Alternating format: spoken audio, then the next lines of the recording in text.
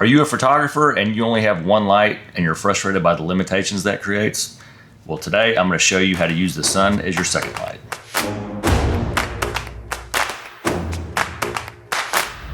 Okay, so let's dive into it. It's springtime here. We've got baseball pictures, a lot of them, baseball and softball. So this is a perfect time to do a video like this when you're shooting outdoors. A lot of people will say, they'll reply to my videos and they'll say, I love, the look that you have with the, one or two edge lights or hair light or whatever, but because it creates drama, it does a lot of things. It can cut out the subject from the background. It creates depth and separation. It also can make it look a lot more dramatic because of the extra light that's going to add just a little bit more contrast to the outside of the subject. It can do a lot of very good things, and that's why I use edge lights so much. 1, 2, sometimes even 3 or 4. So that's a problem if you only have one light. Now I shoot with 2 a lot of times, so 2 is obviously that's a lot more easy to pull off for some people, but you may not have that in the budget. You may only have 1. Now, I will say, obviously, if you're outside and it's cloudy, then this is kind of irrelevant. You have to have the sun out, and that can also change if it's partly cloudy, because it can go in and out of the from behind the clouds the whole time you're shooting, and that can sometimes create the look you want, sometimes not. But also that gives variation too, and clients like variety. They like to have different types of angles, different types of looks, that kind of thing. So that can also possibly be a benefit. I obviously do a lot of sports pictures, so we're going to use baseball today as an example and show you how easy this can be to use that to your benefit. So a lot of people, when they first start out, they want to face the subject towards the sun, and you can do that, but that causes them to squint a lot of times. So I have always turned them away from it. Plus, I think the sun looks really cool in the background of photos. Not always, but it can create a flare. It can create an interesting background, and when you're shooting outside, that's what I'm trying to find, is interesting backgrounds. So you want to know where you need to put it to pull this off, and then how to expose for it. So let's move over to the computer real quick. So we have a baseball team here. Now this is obviously more than one light. This is 4 lights. This is 4 lights, all with deep focus reflectors. I go in depth on how to shoot group pictures like this on my Patreon channel. So if you want to go check that out, we'll link that down below. You can check that out and subscribe, and you can see exclusive behind the scenes, like this kind of complicated shot that not everybody gets access to, so you can pull this off and how to light it evenly. Okay, so today, obviously, we're talking about one light, making it 2 with the sun, but I'm just showing you this as an example of what you can do with a group picture. I've got a couple more. This one is a softball team with the same school. This one's shows a little bit better, illustrates how you can pull it off and how much of a benefit it can be, because they have darker uniforms on. The baseball team, those are cream, so it definitely is helping, but it's just not as obvious whenever you don't have a picture without the sun in it. Here you can see it's clearly lighting their hair and their shoulders, top of their jerseys. So that's definitely cutting them out from the background, because if that wasn't there, then especially these girls with dark hair, those bleachers would be, they would kind of blend in with their hair a little bit. And then here's a baseball team, different baseball team, but without edge lights, because it was more cloudy that day, obviously. So this still looks good. It was lit the same way. It just doesn't add that extra depth that the sun is gonna add whenever you have it facing towards their back. Okay, so let's talk about how to pull this off. I'm gonna show you an individual real quick, just so you can see. So here's an example of one with the cream jerseys and again, it's not as dramatic as if they had dark jerseys on, but it still is doing a lot here. And you'll definitely see it whenever I show you the progression of how I expose for these. So the number one thing is, a lot of times I like darker backgrounds, a lot of times as much as 2 stops, maybe even more depending, underexposed. So the way that you do that, and this is funny because I didn't know this for like the first year and a half that I was a photographer. There's actually a meter in the camera. Most of you are probably like, duh, obviously there's a meter in the camera. I didn't realize that for a long time.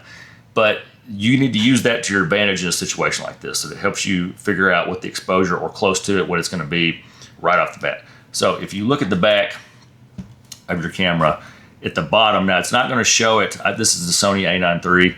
It's not going to show it when you're looking at the back of the LCD shooting, unless you have it set to where there is a screen option when you press up on the wheel that will go, and it shows all your settings basically that you have, like your autofocus, single frame, aspect ratio, all that kind of stuff.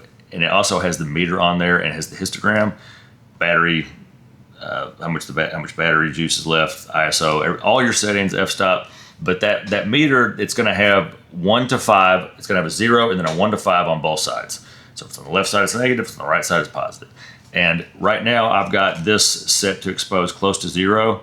I'm at 1/50th, 2.8, and then ISO 2000. So whenever I raise my shutter speed, it's going to go to the little arrow is going to go to the left side. Now it's on 1 1 1/3. It's bouncing back and forth. So that means it's 1 or 1 1/3 stops underexposed. So darker than the perfect exposure as far as the camera is concerned. Now I have this set to multimetering also.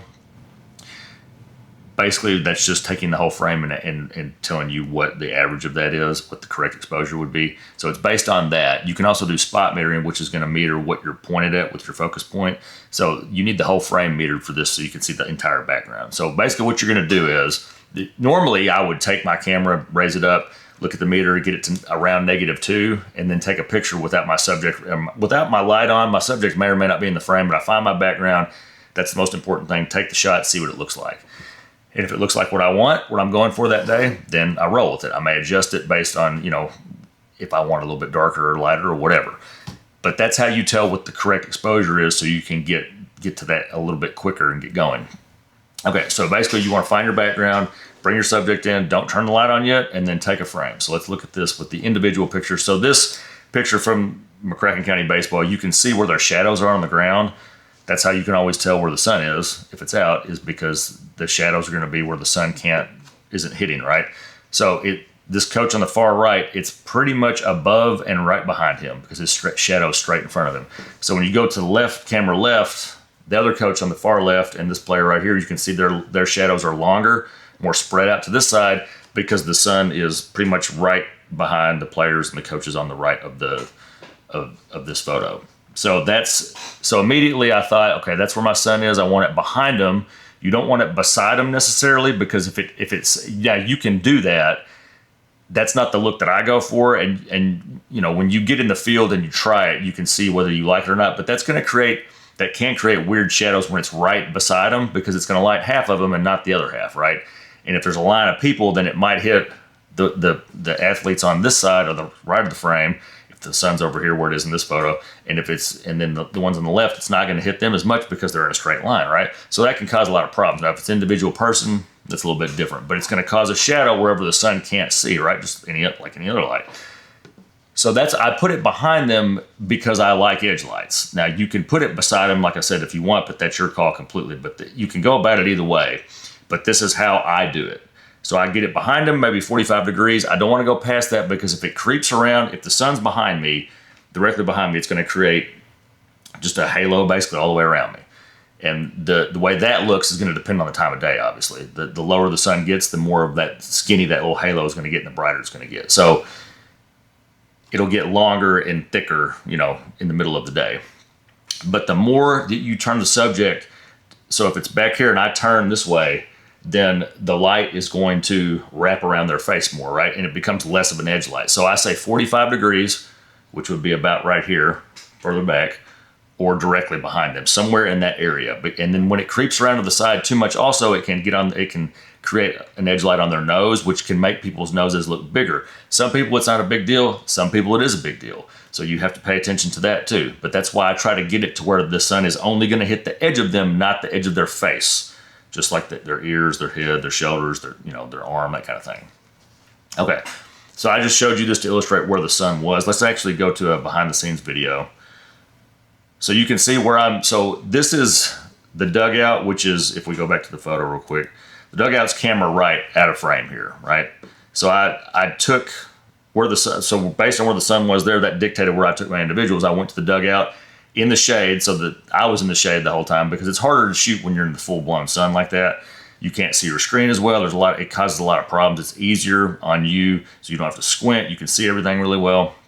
So I was in the dugout shaded. A lot of times I'll shade the player too, but in this case, we use the sun, like I said, on purpose as an edge light. So I had them just out of the shade. Okay, so that's how I decided where to be.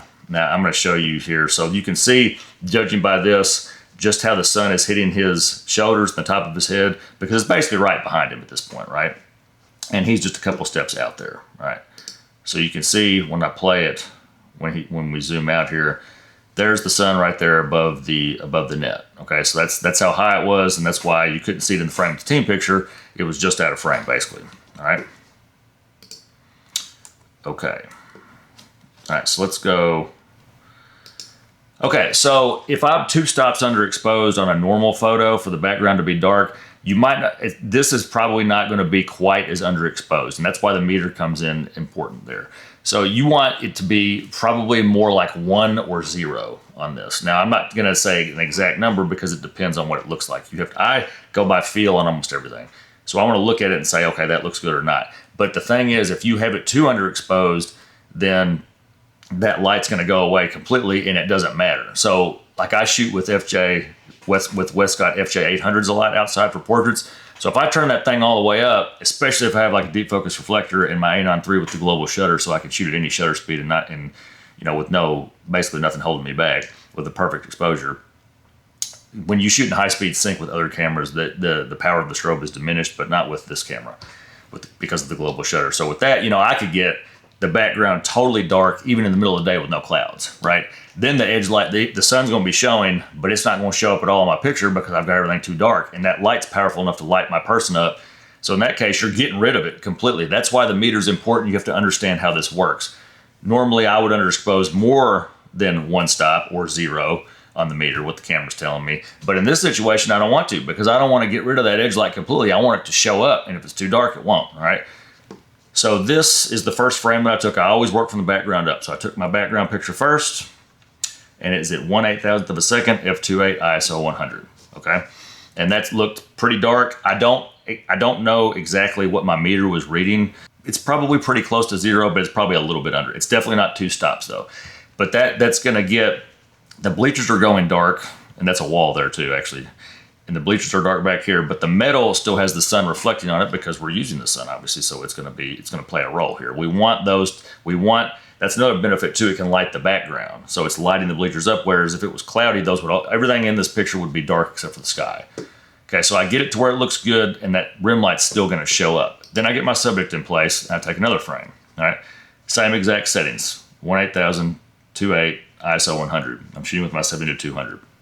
So now you can see where the sun is hitting him on his jersey, right? And it's definitely not blowing anything out. That's one thing, you always need to make sure that your edge lights aren't too bright, because they can look cool when you look at them on the small on the LCD, but a lot of times, especially if you're new, they might be blown out and you might not realize it. So when I say blown out, I mean there may be no detail because they're too bright and it's hard to tell on that small screen. So that's why it's a good idea to look to the viewfinder and check your picture just to make sure that there's still detail in the highlights there. So this is definitely not blown out. That has a good amount of detail. It's getting a little bit bright in a couple areas, but overall that looks really good. That's exactly what we wanted. It's gonna show up, but it's not gonna be super overwhelming. Definitely not too bright, all right? So now we've got our edge light. Now, if I had another FJ 400 or whatever, camera right 45 degrees behind him, like I do in a lot of my other pictures, manufacturing that edge light, then it would be a lot easier to overexpose that probably and have it turned up too high, but it would look just like this, right? So you got to judge how bright you want it based on your first shot. Take the background shot, then start with the edge light, and you don't have to turn it on. You just the sun's already there, obviously. Just get your subject in place, all right? So then we went beauty dish, camera left. That's the FJ 800. Got lots of power with that, more power than I'd ever need. I've got a Manny Ortiz beauty dish on it with the Fusion wide interior, and then we've got it on a boom, so it will come over in case I wanted to shoot full length. Now that's another pro tip too for individual pictures. Most of the time I take them like thigh or like a little bit above the knees up, but I always try to light the set in a way that I can get full body also, because I've realized that clients like that option too. So I take one full body and then one zoomed in of every single shot, right? And I'll show you one here in a minute where it's full body. This one obviously is not. So that's the background, and the sun is the edge light, and then we just turn our light on and dial in the power correctly, and then you're good to go, right?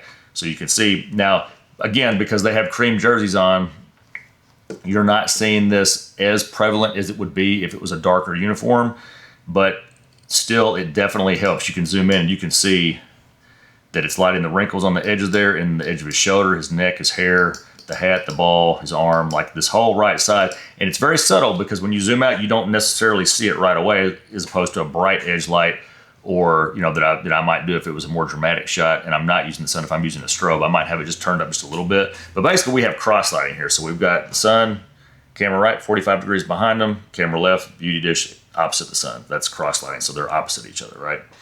Here's another frame of a different player. Now you can see with this one, it's almost hitting his nose, but not quite. Now you can see what would happen there if it did. It would brighten that up significantly, right? But it's at the correct angle, thankfully, that I didn't have to worry about that. So if it crept around to the side and wraps too much, number one, the edge light would become less of an edge light, it'd be more like a side light. And number two, you have to worry about things like that, right? So you got to watch that kind of stuff. So there's without, and then there's with our light. All right.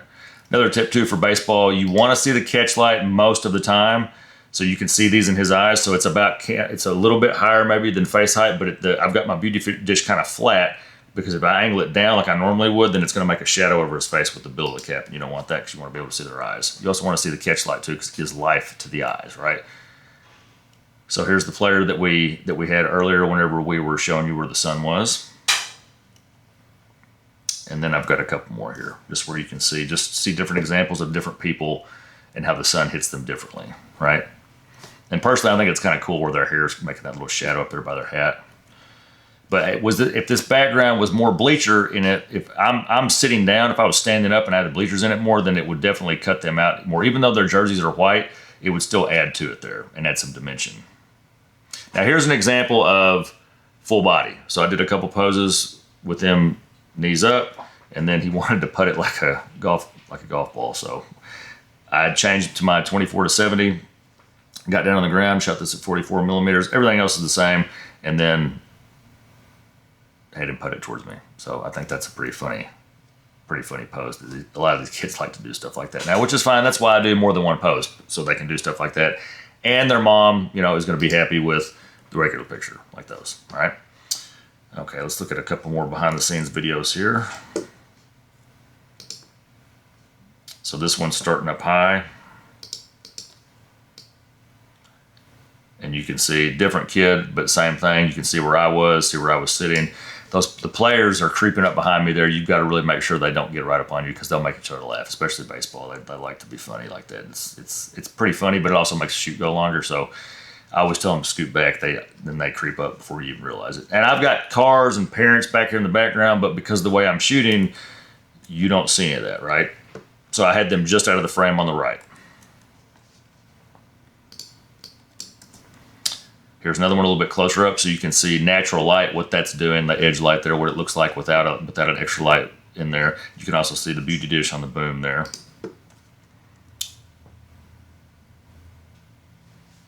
So he's just changing poses, and then shooting down the net looks cool too, because especially I didn't get right up on it for these, but you could get right up on it and shoot down it, and then it can add some foreground interest if you blur it out in front of the camera. And now you can see where I was sitting in relation to the rest of the field. I think I'm telling him to relax his forehead there. There you go. Tossing the ball up, you can see where the beauty dish is. It's the middle of it's just right at the front of his face, right there. And I might have even lowered it on a few of them just to get under that bill, because they like to pull their bills down real low. And then he's the one that I went full body on to putt also. So we just had barely enough room there, but I made sure I put them in a spot where if they wanted full body, then I could do it. Let's look at that one more time.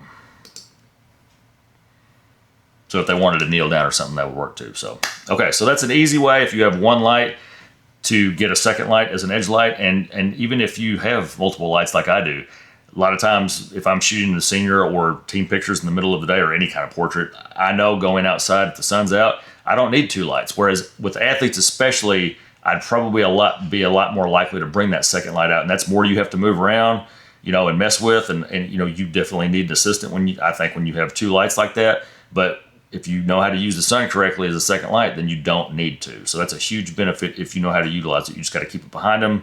Like I said, like 45 degrees or more directly behind them. And then, and know how to expose correctly for it so you don't go too dark and get rid of it completely. So, all right. So I hope that helps. If it did, I would sincerely appreciate a like and subscribe. We've got affiliate links down here for Amazon and Westcott. Those help out a lot. If you guys need any gear, if you use those to buy your gear, because I do get credit for those, that helps support the channel. It helps me keep this going. I don't make a ton of money off these videos, and I love doing them, so I want to keep doing it. So please use those if you ever need anything. Also, head to matthernandezcreative.com, subscribe to our newsletter so you get notified with upcoming workshops. We've got some coming up. I've got a masterclass with Rocktown Media, Brad Deal, and James Quantz that we're doing for Westcott in June. So that's going to be a big one. It's sold out in person, but we do have it's going to be online also. It's going to be live online, and you'll be able to see it recorded too. So that's going to be a really big one. I highly suggest checking out.